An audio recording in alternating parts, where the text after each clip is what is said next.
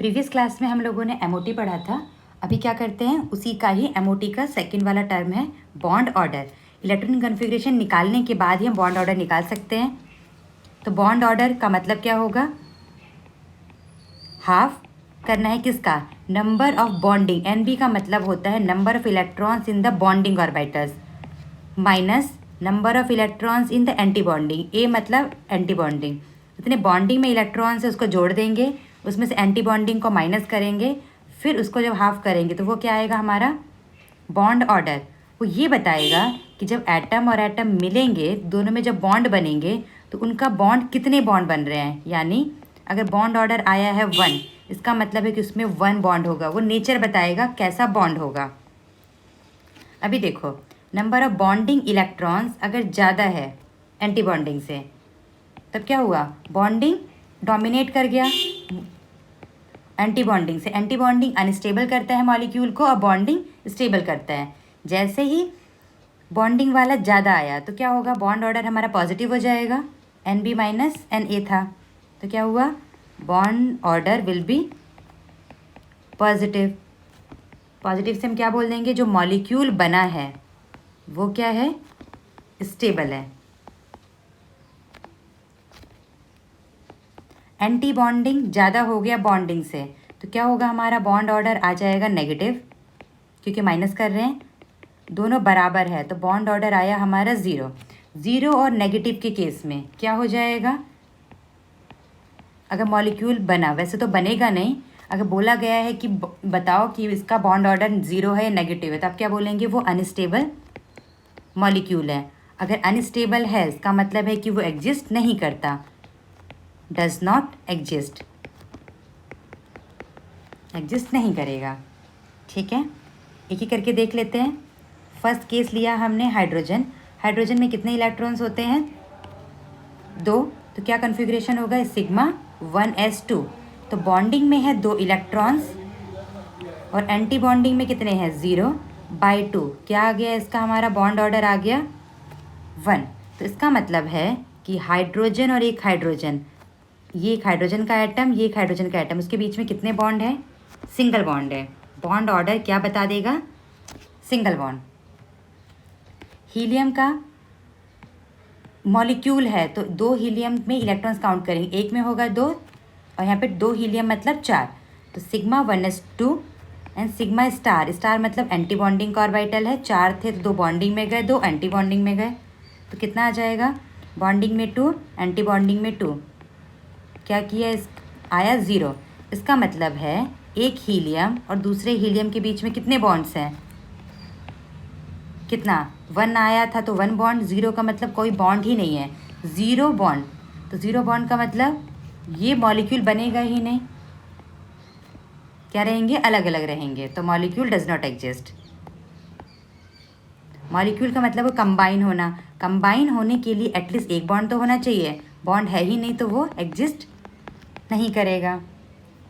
Lithium का लिखते हैं, लिथियम का क्या हो जाएगा, 6। तो sigma 1s2 sigma star 1s2 sigma 2s2 हो गया 6, 2 2 4 6। तो बॉन्ड ऑर्डर कैसे निकालेंगे, बॉन्डिंग, बॉन्डिंग में आया 4, एंटी बॉन्डिंग में 2/2, तो यानी 1। यानी एक लिथियम दूसरे लिथियम से कितने बॉन्ड में कनेक्ट है, सिंगल बॉन्ड।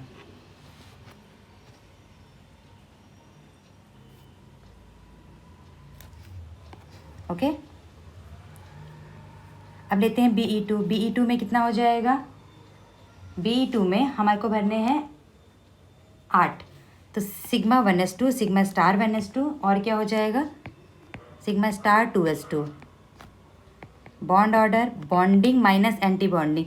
स्टार्टिंग में प्रैक्टिस करना है, बाद में तो ट्रिक्स बनेंगी। ट्रिक्स तभी दिमाग में आएगा जब हमने प्रैक्टिस किया होगा, नहीं तो कितना ट्रिक्स याद कर सकते हैं। पहले प्रैक्टिस करेंगे, फिर पढ़ते पढ़ते आपको खुद ही दिमाग में ट्रिक्स आ जाएंगे। ठीक है, पहले एक बार बनाते हैं, फिर नेक्स्ट क्लास में इसका डायरेक्ट निकालना सीखेंगे बिना इलेक्ट्रॉनिक कन्फिग्रेशन के।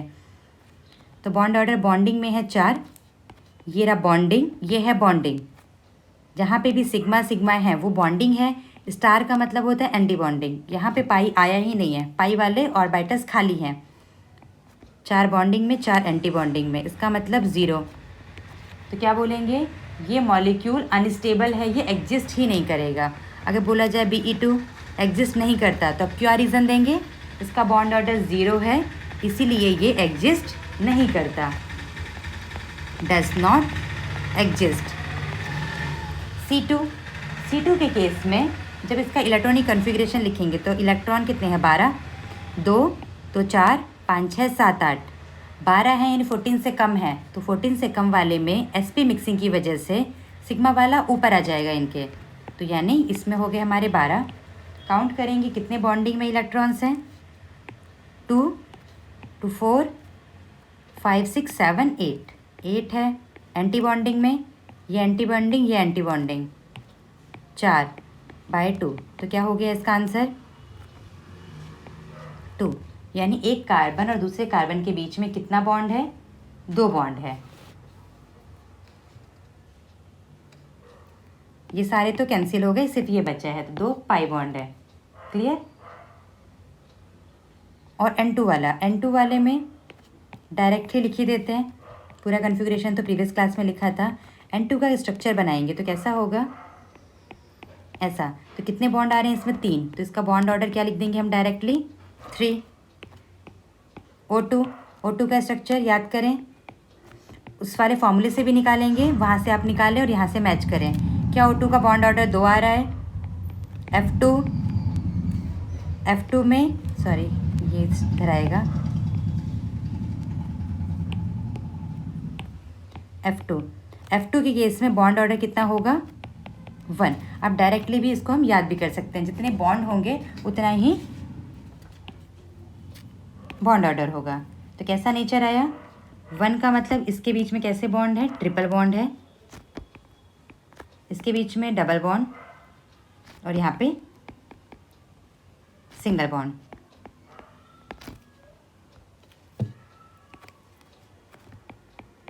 N2, O2 and F2 और C2 का बॉन्ड ऑर्डर क्या आया था? C2 का बॉन्ड ऑर्डर था 2, इसका 3, इसका 2, इसका 1। तो हमने क्या देखा? इससे पहले क्या था हमारा? बोरोन, उसका भी बॉन्ड ऑर्डर आएगा हमारा 1। तो देखो यहाँ से पहले इंक्रीज़ हो रहा है, N2 तक सबसे ज़्यादा है, फिर हो रहा है डिक्रीज़। तो N2 का डायरेक्ट अगर आया, हमें स्ट्रक्चर पता है तो डायरेक्टली स्ट्रक्चर के थ्रू कर देंगे। N2 का कितना हो जाएगा हमारा? 3।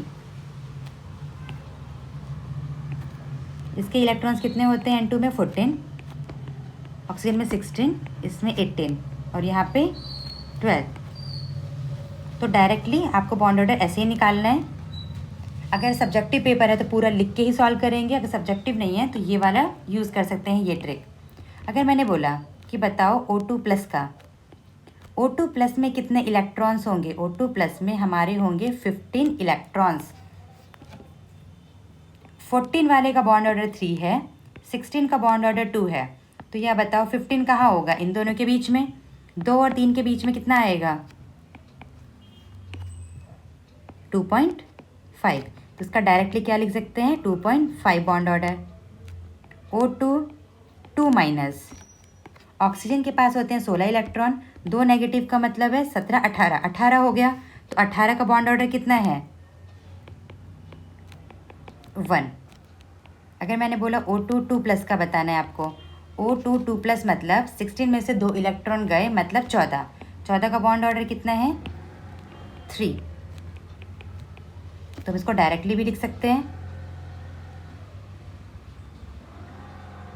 अब देखो बॉन्ड ऑर्डर निकालते हैं, नंबर ऑफ इलेक्ट्रॉन्स और बॉन्ड ऑर्डर। अभी हमने सीखा है तो आप लोगों को बताना है। अगर इलेक्ट्रॉन्स 14 है तो बॉन्ड ऑर्डर कितना लिखेंगे? 3। 16 है तो 2, 18 है तो 1, अगर 15 है तो ये वाला पार्ट मैक्सिमम लेंगे। एक एक्सेप्शनल केस है जो आता नहीं है एग्ज़ाम में, वो वाला हम नेक्स्ट क्लास में देख लेंगे। तो लेकिन अभी तक आपको मानना है मैक्सिमम 3 ही है, ऐसे ही चलते हैं। तो क्या हो जाएगा? इधर 2, इसका 1, यहाँ पे क्या आ जाएगा? 1.5, 2.5, 2.5 एंड 1.5। अगर किसी का इलेक्ट्रॉन 12 है तो आप डायरेक्टली यहाँ से लिखेंगे, क्योंकि 14 सबको पता होता है नाइट्रोजन के बीच में है 3 बॉन्ड, इसका बॉन्ड ऑर्डर 3। Oxygen 2 bond 2। 17 पूछा तो क्या हो जाएगा उसका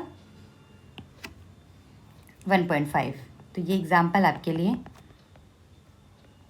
Cn माइनस में कितने इलेक्ट्रॉन्स हो जाएंगे? कार्बन में 6, इसमें 7, 13 और एक नेगेटिव। नेगेटिव का मतलब इलेक्ट्रॉन आ गया, तो उसके पास हो गया 14। तो what will be the bond order? 14 का बॉन्ड ऑर्डर कितना है? 3। तो इसका बॉन्ड ऑर्डर आप डायरेक्ट लिख देंगे 3। इलेक्ट्रॉनिक कन्फिग्रेशन पूछा जाएगा तब लिखेंगे, अदरवाइज हम डायरेक्टली यहाँ से बॉन्ड ऑर्डर निकालेंगे। एक और एग्जाम्पल, C2 2 माइनस, कार्बन का था 12, C2 मतलब 12, 2 नेगेटिव मतलब 14, तो 14 का क्या आ जाएगा directly 3। N2 plus, N2 plus मतलब 14 में से एक इलेक्ट्रॉन चला गया, पॉजिटिव मतलब चला गया, तो कितना लिखेंगे हम इसमें डायरेक्टली 13 हो गया, तो 2.5। ये सब आपको याद रखना है। नेक्स्ट क्लास में bond strength and bond length और बॉन्ड ऑर्डर तीनों का रिलेशन पढ़ेंगे। Thank you.